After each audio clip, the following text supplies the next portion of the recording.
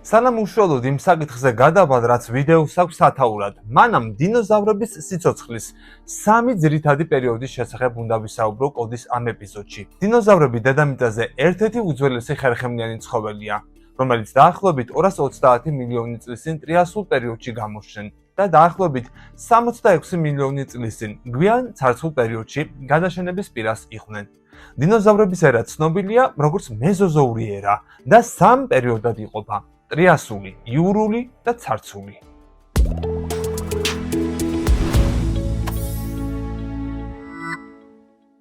თითოეულ პერიოდს თავისი უნიკალური გარემო და წარმომადგენელი დინოზავრები ჰყავს. ტრიასული პერიოდი დინოზავრების ევოლუციის დასაწყისი იყო, როდესაც დინოზავრები თანდათან ძლიერდებოდნენ. იურული პერიოდი დინოზავრების ეპოქის პიკი იყო, სადაც მრავალი ცნობილი სახეობა გამოჩნდა, ხოლო ცარცული პერიოდი დინოზავრების ეპოქის დასასრული და ასევე ყველაზე მრავალფეროვანი პერიოდი იყო. ამ დინოზავრების არსებობა და გადაშენება სასიცოცხლოდ მნიშვნელოვან ცნობარს წარმოადგენს სიცოცხლის ევოლუციისა და დედამიწის ისტორიის შესასწავლად.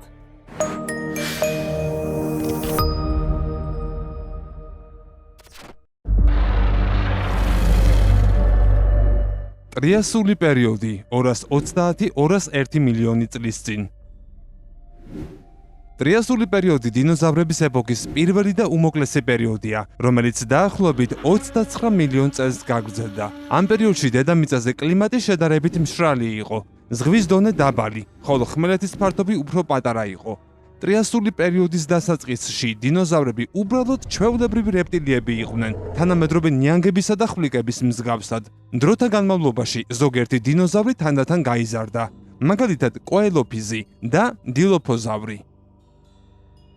იურული პერიოდი 201-145 მილიონი წლის წინ.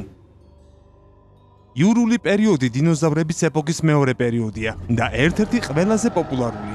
ამ პერიოდში დედამიწის კლიმატი შედარებით თბილი და ნოტიო გახდა. ხმელეთის ფართობი გაიზარდა და ზღვის დონე აიწია. ამ პერიოდში დინოზავრების მრავალფეროვანი სახეობა ცხოვრობდა. მათ შორის ისეთი ცნობილი სახეობები, როგორიცაა ველოცირაპტორი, ბრაქიოზავრი და სტეგოზავრი. ცარცული პერიოდი 145-66 მილიონი წლის წინ. ცარცული პერიოდი დინოზავრების ეპოქის ბოლო და ყველაზე გრძელი პერიოდია, რომელიც დაახლოებით 80 მილიონ წელს გაგრძელდა. ამ პერიოდში დედამიწის კლიმატი კვლავ დათბობას განაგრძობდა. ხმელეთის ტერიტორიები კიდევ უფრო გაფართოვდა და ოკეანეებში გიგანტური ზღვის ცხოველები გამოჩნდნენ.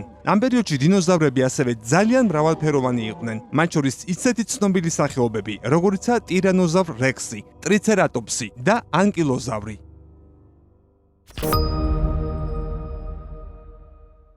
ცარცული ეპოქის სამყარო არსებობისათვის ნამდვილად საშიში ადგილი იყო. ან შეჭამდი, ან შეგჭამდნენ. აღმოჩენილია მტკიცებულება, რომ ერთ დინოზავრს სწორედ ასეთი საზარელი აღსასრული დაუყენა ერთმა მტაცებელმა. ამ გიგანტური არსებების გადაშენებასთან დაკავშირებით ძალიან ბევრი მოსაზრება არსებობს. წარსულში ამ თემაზე უფრო ნაკლებად მსჯელობდნენ, ვიდრე ახლა. ერთ-ერთი მოსაზრების თანახმად, დინოზავრები გადაშენდნენ ერთ დღეს ერთდროულად. კლიმატის გლობალური ცვლილება იყო ძირითადი მიზეზი, რასაც ვულკანების ამოფრქვევა და დინოზავრების ჯიშიანად გადაშენება მოჰყვა. რატომ ასტეროიდი? საიდან გაჩნდა მოსაზრება, რომ დინოზავრების ეპოქის აღსასრული დედამიწაზე დაცემული ასტეროიდის შედეგად გამოწვეულმა ბუნებრივმა ცვლილებებმა გამოიწვია. 1980 წელს ნობელის პრემიით დაჯილდოვდა ცნობილი მკვლევარი და მეცნიერი ლუის ალვარეზი. მკვლევარის მტკიცებით, დინოზავრების გადაშენების მთავარი მიზეზი ასტეროიდია, რომელიც 65 მილიონი წლის წინ დაეჯახა დედამიწას. მეცნიერული კვლევების თანახმად დამტკიცდა ალვარეზის თეორია დინოზავრების გადაშენებასთან დაკავშირებით. 65 მილიონი წლის წინ დედამიწას 10 კილომეტრიანი დიამეტრის ასტეროიდი დაეჯახა. მისი სიჩქარე კი საათში 540,000 კილომეტრი იყო. შეჯახება იუკატანის ნახევარკუნძულის მიმდებარედ მოხდა. შეჯახებასთან ერთად 200,000 კვადრატულ კილომეტრ რადიუსზე ყველაფერი აორთქლდა. ცოცხალი არსებების 70% გაქრა და ამ ტერიტორიაზე წარმოიქმნა ჩისკულუბის სახელით ცნობილი უზარმაზარი კრატერი. დედამიწა თვეების განმავლობაში სიბნელებ და ყინვა მოიცვა. ტემპერატურა მაქსიმალურად დავარდა, წყლები გაიყინა, მცენარეების ფოტოსინთეზი შეწყდა და დინოზავრებიც საბოლოოდ გადაშენდნენ. ნობელის პრემიით დაჯილდოვებული მკვლევარის ლუის ალვარეზის მტკიცებით, დედამიწაზე არ გადაშენებულან რამდენიმე პატარა სახეობის არსებები, რომლებიც ჩვენი ფრინველების წინაპრები იყვნენ.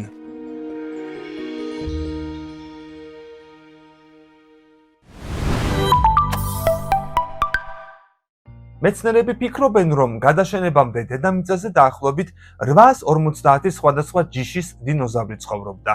პირველი დინოზავრი იყო სახელწოდებით იგვანოდონი. ამ გიგანტი არსების ნაშთები 1923 წელს ინგლისის ქალაქ სასექსში აღმოაჩინეს არქეოლოგებმა. 1970 წლიდან დაიწყო დინოზავრების ტვინის უჯრედების გამოთვლა.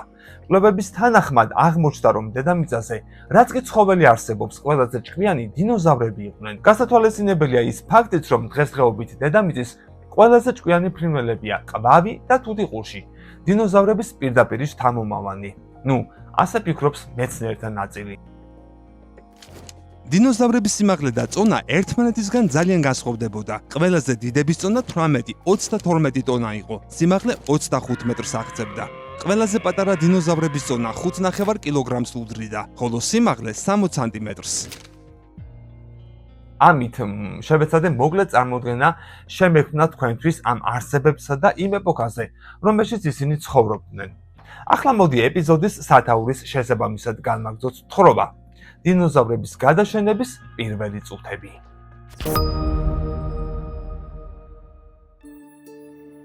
ყველამ იცის, რომ კოსმოსიდან მომავალი გიგანტური ქვის ასტეროიდი დედამიწას მილიონობით წლის წინ დაეცა და დინოზავრები გაანადგურა. ახლა კი თანამედროვე ტექნოლოგიის მეშვეობით კვლევარებმა შეძლეს შეექმნათ ახალი ქრონოლოგია, რომელიც აჩვენებს რა მოხდა სინამდვილეში. და არა მხოლოდ ეს, მათ გონიათ, რომ იციან, საიდან მოფრინდა ეს გიგანტური ასტეროიდი. ჩნდება კითხვა, არის თუ არა დედამიწა კიდევ ერთი მასიური კოსმოსური ქვის სამიზნე და თუ კი, შევძლებთ გადარჩენას. NASA-ს ასტრონომებმა ახლახან გასაკვირი და ალბათ შოკის მომგვრელი აღმოჩენები გააკეთეს. გიყვებით იმ კატასტროფის შესახებ გასაგებად, რომელმაც დედამიწაზე სიცოცხლე თითქმის მთლიანად გაანადგურა.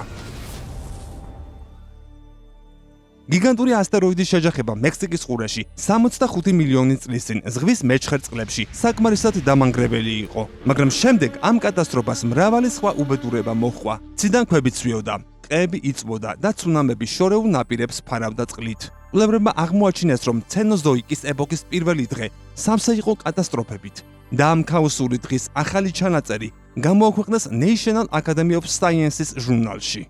მათი ეს ქრონოლოგია შეიქმნა მაღალი გარჩევადობის ფოტოგრაფიის, მიკროსკოპის, კომპიუტერული ტომოგრაფიის და მაგნიტური გაზომვების მეშვეობით.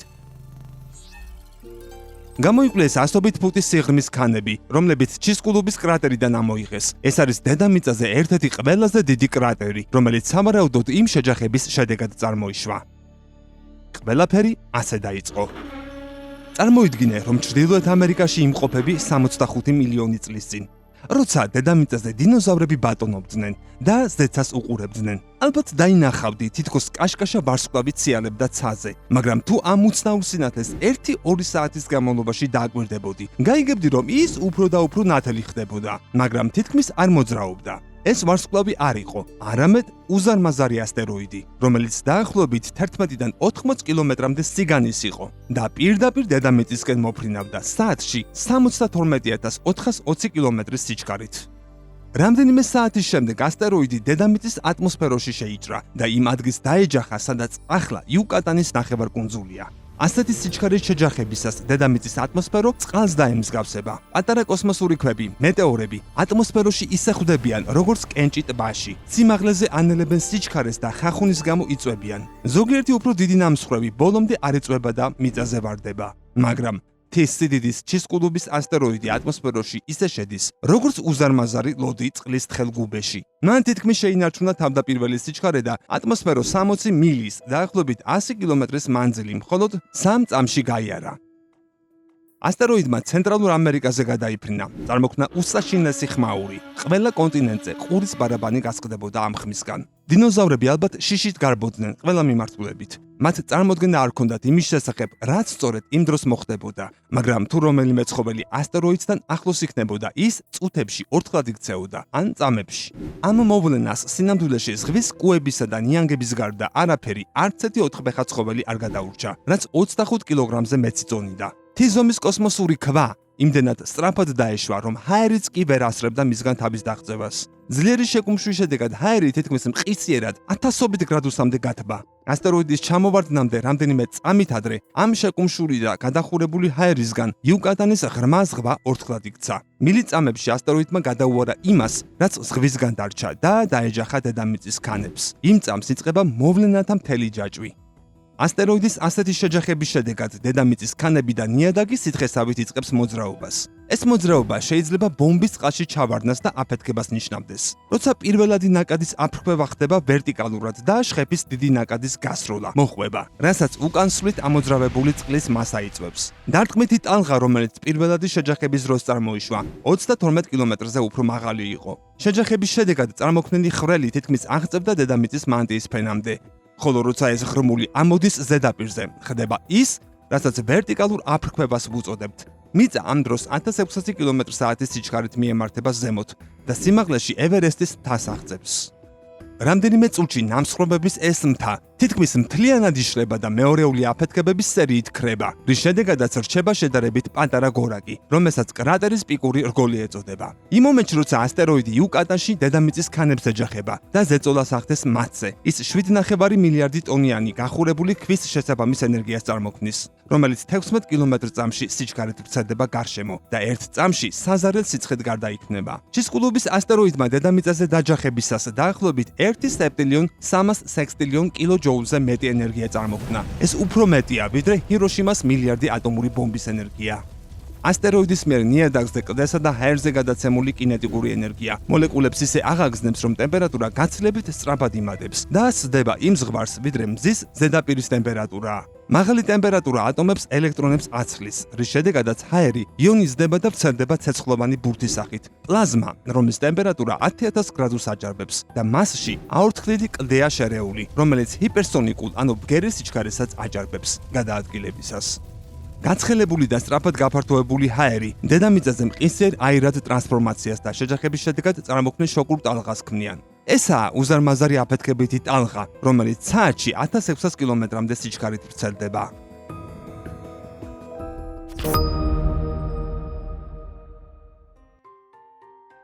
თუ ეს ასტეროიდი დღეს დაეშვებოდა იმავე ადგილას, აფეთქების ტალღა გაგაქრობდათ ტეხასში, სმენას დაგაკარგვინებდათ ნიუ-იორკში და მინებს ჩაამსხვრებდა ბუენოს-აირესში. ჩისკულობის ასტეროიდის დარტყმა დედამიწას ზარიბით ახმიანებს. დარტყმის ზონიდან დედამიწის ქერქში გავრცელებული ტალღები 4 კმ/წმში სიჩქარით ვრცელდება. ეს ტალღები მთელ კონტინენტებზე მიწისძვრებს იწვევს, ბზარების წარმოქმნით. თუ დედამიწის მეორე მხარეს იმყოფებოდით, დარტყმიდან 30 წუთში იგრძნობდით ბიძგებს. დარტყმა ცათამჯენივით მაღალ ცუნამებს იწვევს. პირველი ტალღები დაცემის მიმდებარე ტერიტორიის სანაპიროებს 1 საათის განმავლობაში აღწევენ. 600 ფუტიდან 1000 ფუტამდე სიმაღლის ტალღები შეეჯახება დღევანდელ მექსიკასა და შეერთებული შტატების სამხრეთ ნაწილებს და ხმელეთის ათეულობით კილომეტრს წყლით დაფარავს. ტალღები დროებით ცვლის მდინარეების დინების მიმართულებასაც, რაც სავარაუდოდ 50 მეტრიან ტალღებად მოგვევლინება მდინარის დინების საწინააღმდეგო მიმართულებით. ცუნამები გადაუვლის ამერიკის შეერთებული შტატების აღმოსავლეთ სანაპიროს და შეჯახებიდან 6 საათში 180 მეტრის სიმაღლის ტალღები მიაღწევენ ევროპას, აფრიკას და ხმელთაშუა ზღვის სანაპიროებს. დარტყმიდან 15 საათში ტალღები დედამიწის ყველა სანაპიროზე აღწევენ. ადგილობრივი რელიეფის მიხედვით ოკეანე მთლიანად წალეკავს ყველაფერს, რაც გზად შეხვდება და ბოლოს უკან წაიღებს ზღვისკენ, როცა წყლები დაიხევს. ეს უკვე არმაგედონს წააგავს, მაგრამ უბედურებები ჯერ კიდევ წინ არის. როცა ასტეროიდი ეჯახება დედამიწას, იგი შლის 25 ტრილიონ ტონა მიწას ბალისტიკური ტრაექტორიით. ზოგიერთი მათგანი იმდენად სწრაფად იშლება, რომ დედამიწის გრავიტაციასაც კი აღწევს. ეს ქვები დატოვებენ დედამიწას, კოსმოსში იტყორცნებიან, ზოგმა ალბათ მზის გარშემო დაიწყო ბრუნვა და რა თქმა უნდა მთვარემდეც მიაღწია, მაგრამ ამ ნამსხვრევების უმეტესობა 1 საათის განმავლობაში დედამიწაზე დაბრუნდა. ეს გამონადგურებელი ნამსხვრევები, რომლებსაც ტექტიტები ეწოდება, ზოგი ავტობუსის ზომის იყო, მაგრამ უმეტესობა მარმარილოს ოდენა გახდა, როდესაც კოსმოსიდან უკან დაბრუნდა და ატმოსფეროში 160-დან 320 კმ/სთ სიჩქარით დაეშვა პლანეტის ზედაპირზე. არ აქვს მნიშვნელობა სად იყვნენ დინოზავრები, მათ ეს ცეცხლოვანი ქარიშხალი მთელი ძალით დაატყდათ თავს. მაგრამ ამ ქვის ტყვიებს დინოზავრები პირდაპირ არ ამოუხოცავს. ტექტიტების ჩამოვარდნა მათი ატმოსფეროსთან ხახუნის ფონზე თერმული რადიაცია წარმოშვა, რომელიც თავის მხრივ პლანეტაზე ხანძრებს იწვევს. ზოგიერთის შეფასებით, დაბრუნებული ნამსხვრევების საერთო სითბო პლანეტას ისე აახურებს, როგორც ოუენს, რომელიც ბრაილზეა ჩართული. სოფლიოს მასშტაბით ბევრ დღეს ხანძარი ანადგურებს, რაც ალბათ იმის მიზეზი გახდა, რომ ამ კატასტროფის შედეგად ფრინველების ის სახეობები გადარჩა, რომელიც მიწაზე ბუდობდა. მიწაზე მცხოვრები ძირითადი ცხოველები, რომლებსაც გადარჩენა შეეძლო, სიცხეს გარუბოდნენ. ისინი ან მიწის ქვეშ ჩაძვრნენ, განსაკუთრებით მცირე ზომის ძუძუმწოვრები, გველები და გველგესლები, ან წყალში ჩადიოდნენ, როგორც მაგალითად კუები. თუნდაც ბეღურები მსოფლიოს საწინააღმდეგო მხარეზე ყოფილიყვნენ, მათ უნდა მოეძებნათ თავშესაფარი პირველადი აფეთქებისგან წარმოქმნილი სითბური ტალღისგან დასაცავად. ყველაზე უიღბლოები კი იყვნენ დიდი ზომის დინოზავრები, რომელთათვისაც ჩისკულუბის კრატერი გახდა გოგირდით მდიდარი ტერიტორია. მთავარმა აფეთქებამ ატმოსფეროში 100 მილიარდი ტონა გოგირდის კვამლი გააფრქვია, 30,000 კვადრილიონ გალონ წყალთან ერთად, რომელიც შემდეგ დაკრისტალირდა. მასიურ შტორმულ ღრუბლებად და მჟავე წვიმებად წამოვიდა. ამან ოკეანეები კიდევ უფრო აამჟავა. უმაღლეს გრძედებში კონტინენტალურ მასშტაბში თოვლის შტორმებმა ყველაფერი დაფარა. გლობალური წყალდიდობა დიდხანს არ გაგრძელდა, რადგან ჩისკულუბის გარშემო ნავთობისა და ცხელი აირების ამოხეთქვა მიმდინარეობდა. წყლისა და ცხელი ფეთქებადი აირების ურთიერთქმედებით კი კიდევ უფრო დიდი აფეთქებები გრძელდებოდა, რაც 150 საფეხბურთო სტადიონის მანძილზე ნავთობს ავრცელებდა. ეს ნავთობი კონდენსირდება სტრატოსფეროში შავი ნახშირის ფენად, რომელიც პლანეტას ფარავს, როგორც შავი საღებავი. გოგირდისა და ხანძრის კვამლისგან განსხვავებით, ნახშირბადი ცირკულირებს ღრუბლების ზემოთ და ხელს უშლის წვიმად გარდაქმნას. ეს ხდება კიდევ ერთი დიდი პრობლემა. ნახშირის ფენა რჩება ატმოსფეროში და დედამიწის ზედაპირზე მზის სინათლის გავრცელებას 90% ამცირებს, მინიმუმ 2-3 წლის განმავლობაში. ტექტიტების დაბრუნებით გამოწვეულმა პირველადმა სითბურმა დარტყმებმა კი პლანეტის კლიმატ-კონტროლი წყობრიდან გამოიყვანა, რამაც ხანგრძლივი ყინვა გამოიწვია.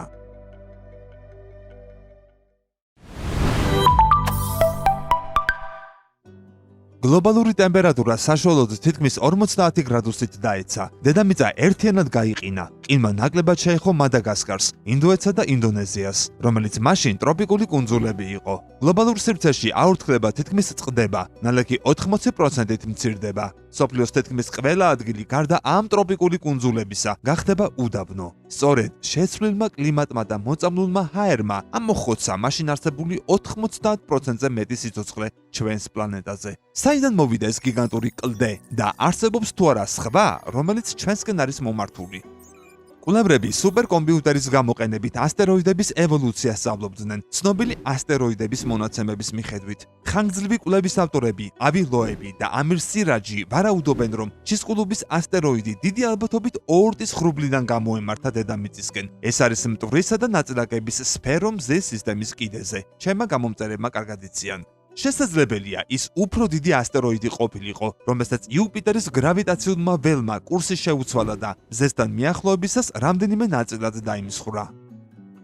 ეს ფრაგმენტები დედამიწის ორბიტის გადაკვეთას ახერხებენ და პლანეტას დაახლოებით ყოველ 250-დან 730 მილიონ წელიწადში ერთხელ ეჯახებიან. ამ კვლევის მიხედვით საკითხი ახლა ისაა, როდის იქნება მორიგი ასეთი შეჯახება. 2021 წლის 11 დეკემბერს NASA-მ გამოაცხადა, რომ 330 მეტრიანი ასტეროიდი სახელად 4660 ნერეუსი დედამიწას დაახლოებით 3.8 მილიონი კილომეტრით მიუახლოვდა. ჩაგვიქრულა დაახლოებით 6.5 კილომეტრ/წამის სიჩქარით. იმის მიუხედავად, რომ ეს ახლოს არაა, ობიექტის ორბიტის მცირე გადახრაც კი მომავალში პირდაპირ დედამიწასთან შეჯახების მიზეზი შეიძლება გახდეს. ასტრონომები ამ საშიშ ასტეროიდს აკვირდებიან და ამბობენ, რომ ის 2060 წელს ვალენტინობის დღესასწაულზე დედამიწას 1.1 მილიონი კილომეტრის დისტანციაზე ჩაუვლის.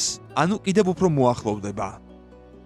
უნდა გავითვალისწინოთ, რომ 2013 წელს რუსეთში ჩელიაბინსკში მომხდარი აფეთქების მიზეზი მხოლოდ 20 მეტრი დიამეტრის ზომის ასტეროიდი იყო. სამწუხაროდ ჩვენ ჯერ არ გვაქვს ნაცადი მეთოდი ან ტექნოლოგია, რომ დედამიწა გიგანტური კოსმოსური ქვისგან დავიცვათ. თუმცა NASA-ს დართის მისია, რომელიც პატარა კოსმოსური აპარატია, მეტეორსა და ასტეროიდზე შეჯახებით მისი კურსის შეცვლას ისახავს მიზნად. კარგი დაცვა შეიძლება გამოდგეს. შეგვეძლება სამიზნე ასტეროიდს შევაჯახოთ ხომალდი, რაც ასტეროიდის კურსის შეცვლას გამოიწვევს. პირველმა ტესტმა წარმატებით ჩაიარა. დართის სამიზნე იყო დიმორფოსი, ასტეროიდის მთვარე, რომელიც გარს უვლის დიდ ასტეროიდ დიდიმოსს. კოსმოსურმა ხომალდმა 2022 წლის სექტემბერში, როდესაც დიდიმოსი დედამიწიდან 11 მილიონ კილომეტრში იყო, მთვარეს მიაღწია და შეჯახების შედეგად სავარაუდოდ ამ წარმონაქმნის სიჩქარე 1%-მდე შეცვალა. ეს კი კოსმოსურ მასშტაბში უზარმაზარი მიღწევაა. 10 კილომეტრიანი ან უფრო დიდი ასტეროიდის გაჩერება, რომელიც დედამიწისკენ 72,000 კილომეტრ წამზე მეტი სიჩქარით მოდის, ბევრად მეც მოითხოვს, ვიდრე პატარა ხომალდის შეჯახება. შესაძლოა საჭირო გახდეს ბირთვული იარაღის გამოყენება, როგორც ფილმში არმაგედონი. გაქვს იდეა, როგორ გადავარჩინოთ დედამიწა განადგურების საშიშროებას დიდი ასტეროიდისგან? დააკომენტარე შენი მოსაზრება ამ საკითხზე და გვითხარი, რას ფიქრობ ამაზე.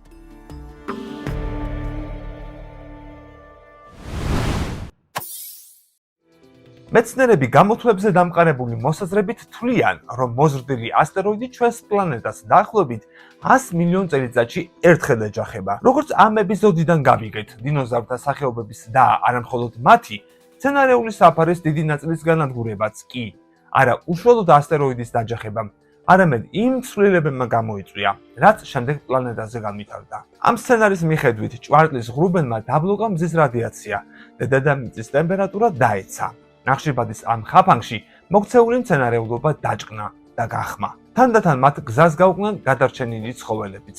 ატმოსფეროში ასული ნახშირორჟანგისა და გოგირდის უკიდურესად მაღალ ოდენობას უნდა გამოეწვია სათბურის ეფექტის საპირისპირო. ზედაპირის ტემპერატურა 20 გრადუს ცელსიუსზე მეტით დაეცა.